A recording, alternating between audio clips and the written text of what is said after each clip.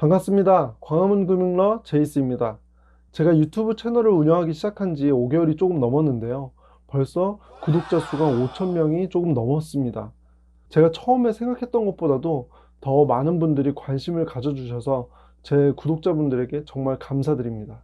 제가 금융회사에서 10년 가까이 리스크 관리 업무를 하고 또 기획 업무를 하다 보니까 어떠한 데이터에 근거해서 저한테 설명해 주지 않으면 잘 납득이 되질 않더라고요. 그러다 보니까 습관처럼 부동산 데이터를 확인하고 이러한 내용을 토대로 부동산 분석을 한 것들이 구독자 여러분들에게 도움을 드렸던 것 같아서 저도 정말 뿌듯하더라고요. 이렇게 구독자가 늘어나다 보니까 제가 어떠한 데이터를 활용하고 있고 그 데이터를 어떻게 해석하고 있는지에 대해서 궁금해 하시는 분들이 생기더라고요. 또 이렇게 특정 지역에 대해서 분석해 달라고 댓글을 남겨주시는 분들도 계시고요. 제가 이런 지역들을 모두 꼼꼼히 다룰 수 있으면 좋겠는데 제가 그러질 못해서 좀 죄송스럽더라고요. 그래서 오늘부터 제가 어떠한 데이터를 활용하고 그 데이터를 통해서 어떻게 해석을 할 수 있는지를 알려드리는 영상을 시리즈로 만들어 보려고 합니다. 하나하나 차근차근히 여러분들께서 따라하실 수 있도록, 불인이 입장에서 따라하실 수 있도록 제가 설명을 해드릴 테니까 끝까지 영상을 시청해 주세요. 아마 부동산 카페는 다 가입을 하셨을 텐데요. 보통 불인이들은 이런 카페에 가입을 하시고 그 지역이나 아파트명을 검색어에 넣으신 후에 그 댓글들을 통해서 정보를 얻고 계시는 편이에요. 그런데 사실 그런 댓글들을 보고 판단하기에는 조금 위험한 측면이 있는데요. 그게 왜 그러냐면 보통 그런 카페에다가 댓글을 달아주시는 분들이 그 지역이나 그 아파트에 사시는 분들 또는 그 지역에서 공인중개업을 하시는 분들이 보통 댓글을 많이 남기시는 경향이 있기 때문이죠. 물론 내가 이렇게 이해관계가 있다고 하더라도 그런 정보를 팩트에 근거해서 사실만 전달하시는 분들도 당연히 있겠죠. 하지만 그런 분들보다도 나에게 유리한 방식의 정보를 제공해 주시는 분들이 아무래도 더 많을 수밖에 없겠죠. 그런데 우리가 정보를 얻고 싶은 건 그 사람들에게 유리한 정보를 얻고 싶은 게 아니라 좀 객관적인 정보를 얻고 싶어서 우리가 그렇게 검색을 하는 거잖아요. 그래서 우리는 객관적인 정보 중에 하나인 부동산 매매 가격 지수라는 데이터를 확인해 봐야 하는 건데요. 신문 기사를 보시면 지난주 대비 아파트 가격이 올랐다 떨어졌다 이런 기사들을 많이 접하실 수가 있죠. 이러한 올랐다 떨어졌다의 근거가 되는 자료라고 보시면 돼요.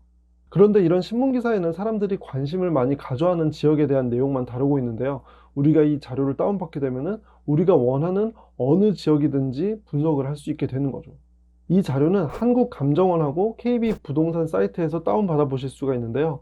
KB부동산 같은 경우에는 앞에 KB가 들어가 있죠. 그러니까 국민은행에서 만든 자료이고요. 한국감정원은 딱 이름만 들어도 공공기관의 느낌이 나죠. 네, 맞습니다. 한국감정원은 국토교통부 산하의 공공기관이에요.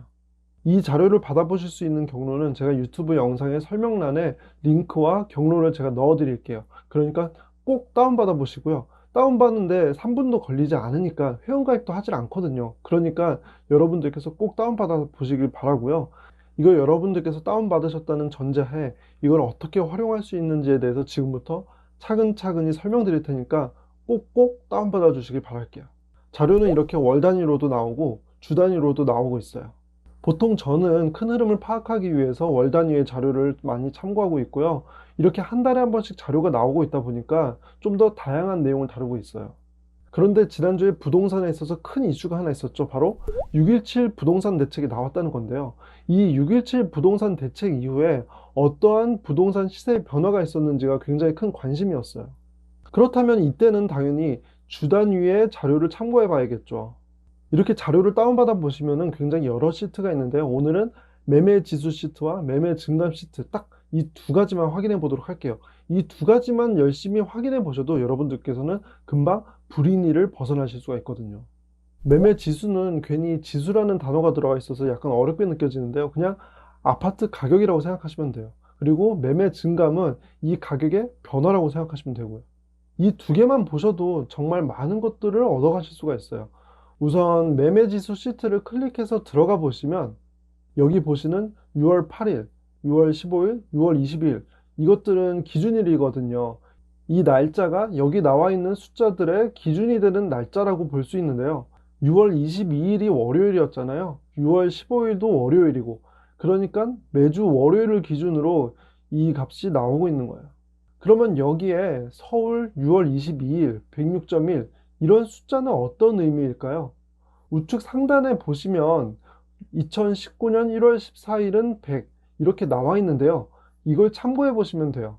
2019년 1월 14일에 서울 아파트 가격을 평균적으로 100이라고 한다는 거죠. 그런데 6월 22일에는 106.1이니까 2020년 6월 22일에 서울 아파트 가격은 2019년 1월 14일보다 6.1%가 올랐다는 거예요. 그럼 하나만 더 볼게요. 양천구의 6월 22일 아파트 매매가격 지수는 111.2니까 이거는 2019년 1월 14일 이후로 아파트 가격이 11.2% 올랐다고 볼 수 있는 거죠. 어때요? 어렵지 않죠? 그러니까 양천구의 아파트 가격이 서울의 다른 아파트 가격보다 훨씬 많이 올랐구나 이렇게 생각해 볼 수가 있는 거죠. 그럼 이런 똑같은 숫자를 보고도 약간 성향에 따라서 달라질 수가 있어요. 예를 들어서 적극적인 투자를 하시고 싶은 분들 같은 경우에는 왜 양천구 아파트 가격이 많이 올랐는지를 확인해 보고 이러한 이유로 또 앞으로도 더 오를 것이라고 예상이 된다면 이런 지역의 아파트를 사실 수 있는 거고요. 만약에 보수적인 분들 같은 경우에는 아, 여기 이미 너무 많이 올랐기 때문에 조금 부담스러워. 그러니까 다른 지역을 알아봐야겠다. 이렇게 생각해 보실 수도 있는 거죠. 어차피 전문가들이나 다른 사람들이 내 인생을 책임져 주는 것이 아니기 때문에 내 성향에 맞는 내가 가장 내키는 선택을 하는 게 맞는 거죠. 그렇다면 앞에서 우리가 지난주에 6.17 부동산 대책에 나왔었으니까 이 대책의 효과가 어땠는지가 궁금했죠. 그러니까 주 단위의 자료를 봤던 거잖아요. 6.17 부동산 대책에서는 수도권에서는 파주랑 김포 지역을 제외하고는 모두 규제 지역이 되어버렸어요. 그래서 이렇게 대책이 나온 당일부터 풍선 효과가 나타나기 시작했다는 기사들이 나왔던 거고요. 서울은 이미 규제를 많이 받고 있기 때문에 대출받기가 힘들어서 집을 사기가 어려운 상황인데 파주랑 김포는 이런 규제를 받지 않다 보니까 이런 투자 심리가 김포와 파주로 옮겨가서 풍선 효과로 일어날 것이라고 생각했던 거죠. 그럼 실제로 이 지역의 아파트 가격이 많이 올랐는지를 확인해 봐야 될 텐데요. 그건 여기에 매매 증감 시트에서 쉽게 확인해 볼 수가 있는데요. 매매 증감 시트의 숫자는 전주 대비 몇 퍼센트 아파트 가격이 올랐는지를 나타내는 내용이에요. 보시는 것처럼 파주는 지난주보다 아파트 가격이 0.09% 올랐고 김포도 0.32% 올랐어요. 그러니까 이제 두 지역 모두 오르긴 했는데 사실 서울이 0.44% 오르고 남양주는 1.21%나 오른 것만 봐도 많이 올랐다고 볼 수는 없잖아요. 그러니까 뭐든지 상대적인 게 중요한 거니까 그러니까 아직까지는 풍선 효과로 파주나 김포가 많이 올랐다고 보기에는 어려운 거죠. 그 이유를 생각해 보면 그 이유 중에 하나는 6.17 부동산 대책의 적용 시점이 6월 19일이라는 점인데요. 6월 17일에 부동산 대책이 발표가 나고 6월 18일까지는 이 대책이 적용이 되질 않으니까 6월 17일하고 6월 18일에 엄청나게 거래가 많이 이루어졌죠. 그리고 특히 비규제 지역이었는데 규제 지역이 되는 지역 위주로 거래들이 많이 일어났던 거예요. 그러다 보니까 아파트 가격이 이런 지역들 위주로 더 오를 가능성이 생긴 거죠. 그리고 6월 19일 이후로 이러한 부동산 대책이 적용되다 보니까 아무래도 새로운 정책이 적용이 되면은 좀 눈치를 보게 돼 있어요. 그러다 보니까 거래가 활발하게 이루어지지는 않고 아파트 가격에 반영이 되기는 어려운 거죠. 그래서 아마도 다음 주 월요일쯤에 자료를 확인해 봐야지 이 부동산 대책의 효과가 풍선 효과가 일어났는지 그렇지 않은지를 좀 더 명확하게 확인해 볼 수 있을 것 같아요. 그러니까 여러분들께서도 다음 주에 이 사이트에서 직접 자료를 다운받아 보셔서 정말 풍선 효과가 김포와 파주에서 일어났는지 그렇지 않은지 확인해 보시면 더 좋겠죠. 자, 어쨌든 오늘은 6.17 부동산 대책의 효과를 확인하는 시간이 아니니까 여기까지 설명드리도록 하고요. 지금까지 설명드린 내용을 정리해 볼게요. 부동산 관련해서 객관적인 정보는 KB부동산과 한국감정원에서 통계 자료를 다운받아 보실 수가 있는데 3분이면 된다. 오래 걸리지 않으니까 여러분들께서 꼭 다운받으셨으면 좋겠다라고 제가 말씀을 드렸고요. 아파트 가격의 변화는 매매 지수 시트를 보시면 되는데 이 수치는 2019년 1월 14일을 기준으로 해서 얼마만큼 올랐는지 떨어졌는지를 확인할 수 있는 내용이었다. 이 정도로 요약해 볼 수가 있을 것 같아요. 자, 지금부터는 조금 더 집중해서 보셔야 하는데요. 지금 제가 앞으로 딱 5분간 설명을 드릴게요. 이 5분 설명만 들으시면은 여러분들께서 금방 브리니티를 벗어나실 수가 있습니다. 브리니티를 벗어나기 위해서는 여러분들께서 한 가지 해주셔야 될 것이 있어요. 그건 바로 내가 관심 있는 지역의 아파트 가격이 어떻게 변화해 왔는지를 추이를 확인해 보는 건데요. 그런데 단순히 오르고 내리고가 아니라 이 변화의 추이를 통해서 부동산 심리도 알 수 있으니까 끝까지 잘 따라와 주시길 바랄게요.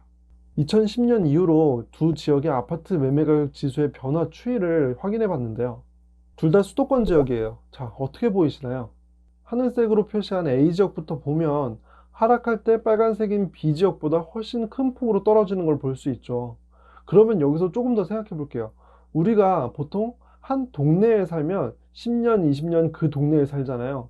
예를 들어서 여러분들이 만약 분당에 살고 있으면 보통 10년, 20년 그 동네에 살잖아요. 해당 지역이 신도시거나 뭐 직업이 특수한 경우 이런 것들을 아니면은 한 동네에 보통 오래 살죠. 그러면 지금 A 지역에 살고 계신 분들도 저렇게 아파트 가격이 많이 떨어졌던 걸 경험하셨을 거예요. 불과 10년도 안 된 일이거든요. 그러면 보통 그 지역의 아파트 가격이 좀 믿음이 가질 않겠죠. 예를 들어서 내가 주식을 샀는데 그게 엄청 떨어져서 반토막이 났어요. 그런데 그게 다시 올라서 원금이 되면 우리 심리가 어떻죠? 금방 팔고 싶어지잖아요.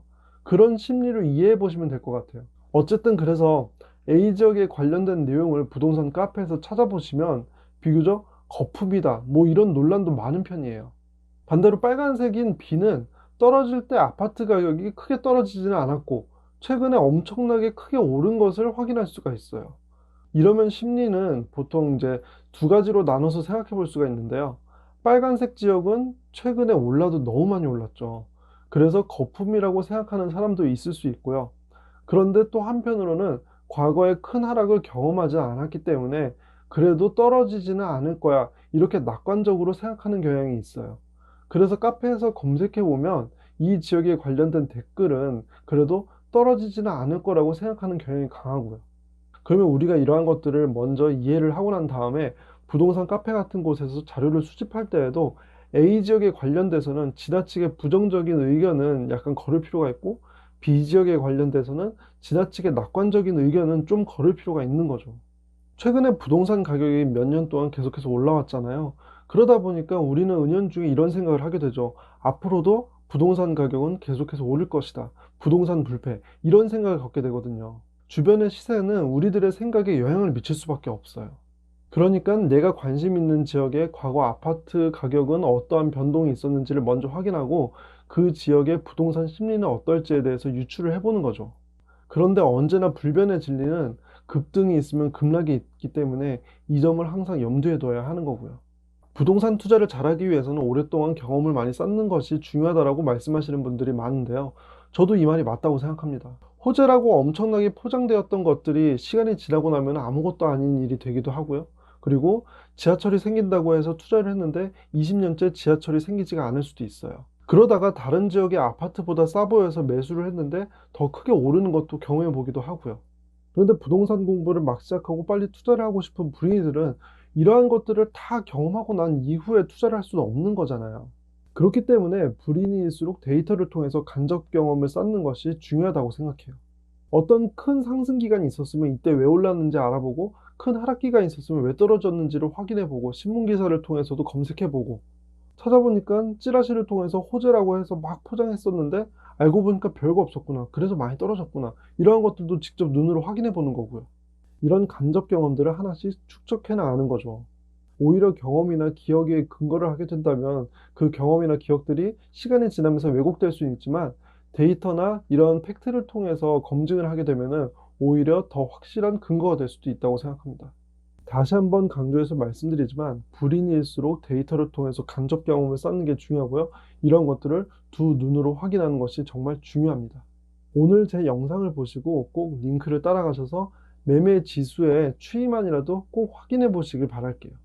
아파트 하나를 사게 되면 수억 원이 들어가는 일인데 남의 말만 듣고 투자를 할 수도 없는 거잖아요. 확신은 남이 만들어주는 것이 아니라 내가 만들어가는 것 같습니다. 데이터를 확인하러 가시기 전에 오늘 제 영상이 마음에 드셨다면 좋아요와 구독하기, 그리고 알람 설정을 해주시고요. 저는 다음 영상에서 또 찾아뵙도록 하겠습니다. 끝까지 제 영상을 시청해 주셔서 감사합니다.